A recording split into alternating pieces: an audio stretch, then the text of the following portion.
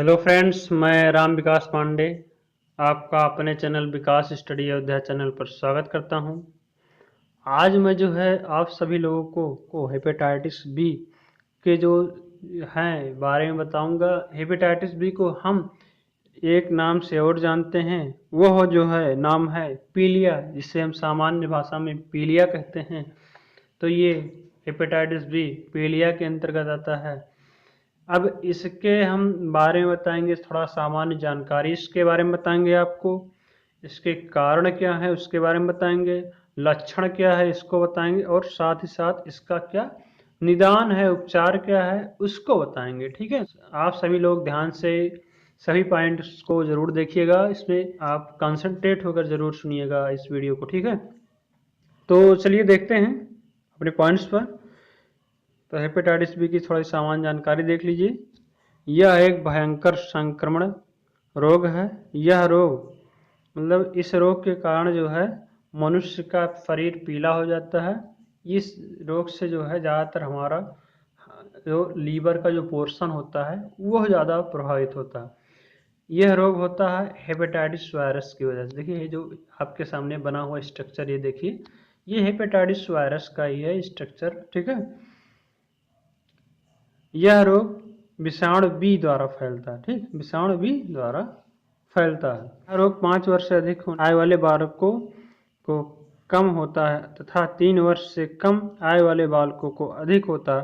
Hepatitis B का virus 5 प्रकार का होता है, ए, बी, सी, डी एवं ई।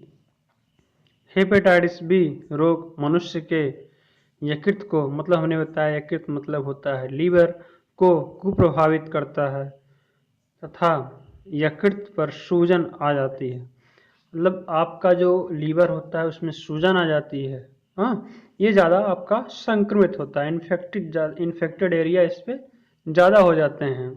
हेपेटाइटिस बी के संक्रमण का उद्गम समाज में वह संवहन अथवा व्यक्ति है जो रोग से पीड़ित है और संक्रमण को फैलाता है। यह संक्रमण शरीर में दूध और पानी के द्वारा फैलता है। मतलब शरीर में जो होता है दूध और पानी, जैसे दूषित पानी हो गया ना, ये सब जो है इसके द्वारा फैलता है। ये जब अगर मतलब दूध हुआ है, दूषित पानी हुआ है, ये सब अगर दूषित रहेंगे तो ये इसके द्वारा फैलता है। इसका उद्गम काल 2 माह से 5 माह तक होता है। ये इसका जो उद्गम काल होता है ये 2 माह से 5 माह तक होता है। ये देखिए आपके हेपेटाइटिस बी में यही होता है कि आपका ये आँख वगैरह, देखिए आपके पीलिया की कंडीशन में ये होते हैं, आँखें हैं, ये देखिए ये जो है नॉर्मल लीवर ऐसे रहता है ना। अब जब इन्फेक्टेड हो जाता है तो इस टाइप में हो जाता है ना। देखिए यहाँ जो है हमने देखिए हेल्दी जो है लीवर इस टाइप में, ये देखिए इन्फेक्टेड लीवर इस टाइप।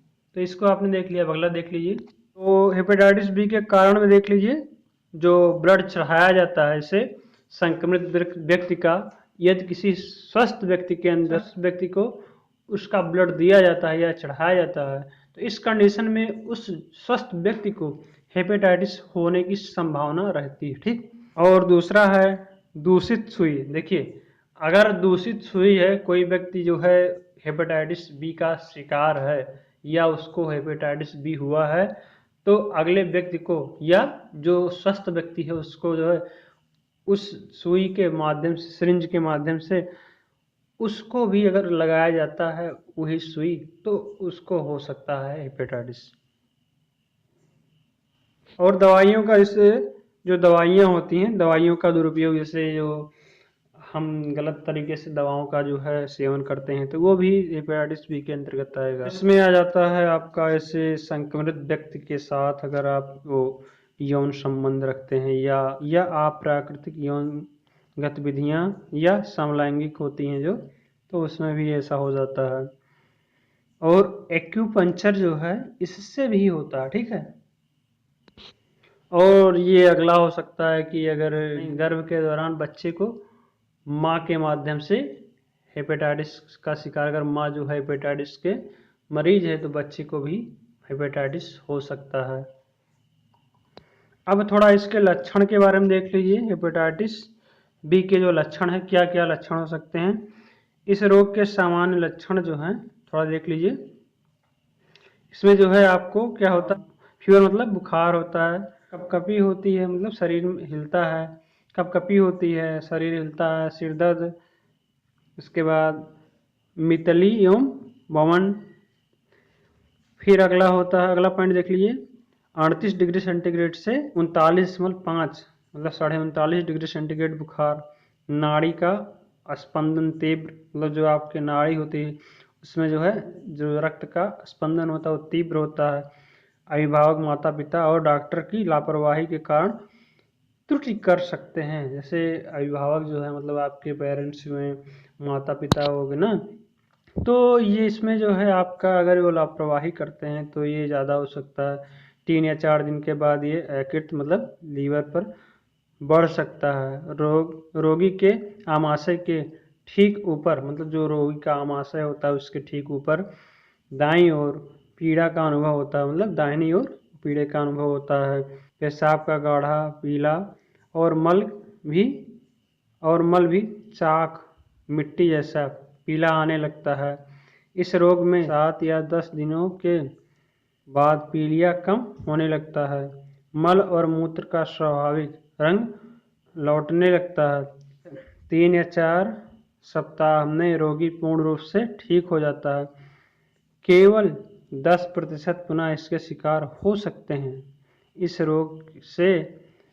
रोग से जो है प्रायः रोगी की मृत्यु नहीं होती है, मतलब रोगी की मृत्यु नहीं होती लेकिन रोगी परेशान होता है। इस रोग के कारण बार बार उल्टी आने लगती है रोगी को। और जो है इस रोग में हमने बताया यकृत जो है आपका लीवर जो है वो ज़्यादा इन्फेक्टेड होता है। देखिए आप स्ट्रक्चर देख लीजिए, पहले तो आपका नॉर्मल लीवर तो ऐसे था, बाद में देखिए ऐसे हो गया। और चेहरा देखिए कितना पीला हो जाता है, देखिए आपने देखिए आंखें कैसे लोगों की हो जाती है, पीली हो जाती हैं। तो इसके बारे में देखिए आपने लक्षण के बारे में। हेपेटाइटिस बी में देखिए क्या होता है फिर, ये देखिए आपकी आंखें जो है पीली हो जाती हैं। फिर आपको जो है बुखार काफ़ी रहता है ना, हमने बताया। जोड़ों में दर्द होता है, उल्टी बार बार आने लगती है। देखिए ये पॉइंट्स इसमें हो गए, ठीक। थोड़ा इसके लिए जो क्या करना रहता है, हमें ब्लड टेस्टिंग करानी रहती है, ठीक। ब्लड टेस्टिंग में जो है आपका निकलता है कि हाँ कैसे किस तरीके कौन सा कैसे है हेपेटाइटिस बी के आप शिकार हैं, क्या है क्या नहीं, ठीक। ये देखिए आप स्ट्रक्चर को ध्यान से देखिएगा, क्योंकि हम स्ट्रक्चर इसलिए दिखा रहे हैं हेपेटाइटिस बी का। देखिए आपका इसमें ये आपका जो टेस्ट होता है इसमें देखिए HbS-Ag, उसके बाद ये देखिए आपको दिया है HbCAg, देखिए आपका अंदर DNA पॉलीमिंग HbEAg, ठीक। ये जो है आपके इसके अंतर्गत ये हेपेटाइटिस बी के वायरस के जो होते हैं इसके अंतर्गत होते हैं। टेस्ट के बारे में बता रहे हैं, देखिए अब अगला देख लीजिए टेस्ट हेपेटाइटिस बी में बायोप्सी निडल द्वारा जो टेस्ट होता है उसके बारे में देखिए क्या होता है। उसके बारे में भी बायोप्सी निडल से भी आपका टेस्ट किया जा सकता है। इसमें देखिए कैसे करते हैं, निडल से जो है आपके टेस्ट को जानते हैं कि आपको हुआ है कि नहीं हुआ है हेपेटाइटिस बी।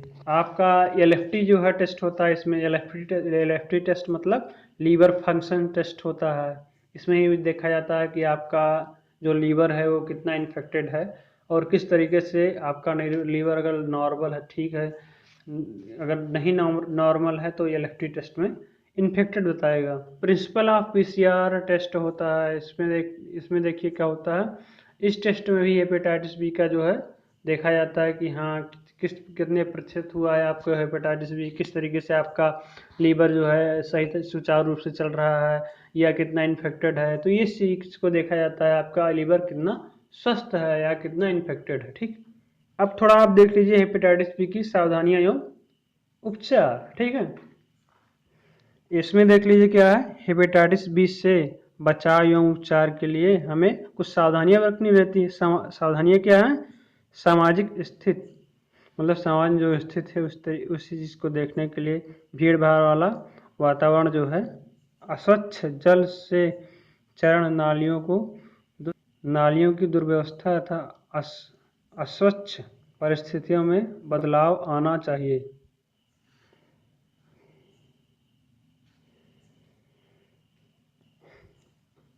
छात्रों को विद्यालय ना भेजें, मतलब जो छात्र होते हैं उनको विद्यालय नहीं भेजना चाहिए। ठीक है, मतलब भीड़ भाड़ वाले, इसके पहले जो था आपका उसमें मतलब कि जो दूषित नालियाँ वगैरह हैं उससे थोड़ा बचना चाहिए, बदलाव लाना चाहिए, अच्छे तरीके से करना चाहिए। जहाँ पर भीड़ भाड़ वाली जगह हैं या सामाजिक जहाँ स्थित ज़्यादा है वहाँ जो है लोगों को नहीं रहना चाहिए, थोड़ा दूरियाँ बनाए रखनी चाहिए। और थोड़ा ये देखना चाहिए, देखिए छात्रों को स्कूल में भी नहीं भेजना चाहिए, उन्हें बिस्तर में आराम कर दें। इस कंडीशन में जो है यही होता है कि डॉक्टर आराम करने के लिए ज़्यादा बोलते हैं। और दूसरी बात ये है, आप पानी को जो है हमेशा उबाल कर पिया करिए। ठीक है, अगर आप पानी को उबाल कर पीते हैं, मतलब जो उबला हुआ पानी रखे रहते हैं उसको पीते हैं, तो भी ज़्यादा आपको आरामदेह होता है। रोई का जो भोजन होता है वह उच्च कैलोरी मात्रा का होना चाहिए, मतलब कि जो भोजन अच्छे क्वालिटी का होगा तो आपके अंदर में एनर्जी जो ज़्यादा एब्जॉर्ब हो करेगा ना पूरा शरीर आपका, तो ये भी देखना चाहिए। उसके भोजन में फलों का रस, ग्लूकोज पेय, टॉफियाँ, बिस्किट तक कोई भी वस्तु होनी चाहिए। ठीक है, गाँव में साधारण मिश्री, मिठाई तथा गुड़ छात्रों को उचित मात्रा में कैलोरी प्रदान करती है। मतलब मिठाई हुआ, गुड़ में तो वैसे जो है ज़्यादातर फेरियम रहता है, तो इसलिए गुड़ ज़्यादा डॉक्टर्स कहते हैं खाने के लिए। तो इन सब चीज़ों को खाना चाहिए। आपको चने वगैरह भी खाना चाहिए इस चीज़ में भिगोकर। ठीक है, और अगला पॉइंट है इंटरफेरॉन इंजेक्शन। इंटरफेरॉन इंजेक्शन जो है इंटरफेरॉन इंजेक्शन के माध्यम से इस रोग को नियंत्रित किया जा सकता है। जिसको ये रोग हुआ है उसको इंटरफेरॉन इंजेक्शन जो है दिलवाना चाहिए। ठीक है, तो ये आपके इसके अंतर्गत आ गए हेपेटाइटिस बी की सावधानियों उपचार के अंतर्गत। तो ये हेपेटाइटिस बी में इतने सारे पॉइंट्स थे। अब मैं जो है इस जो है टॉपिक को एंड करता हूँ, मतलब इस वीडियो को मैं यहीं एंड करता हूँ। सो फ्रेंड्स, धन्यवाद।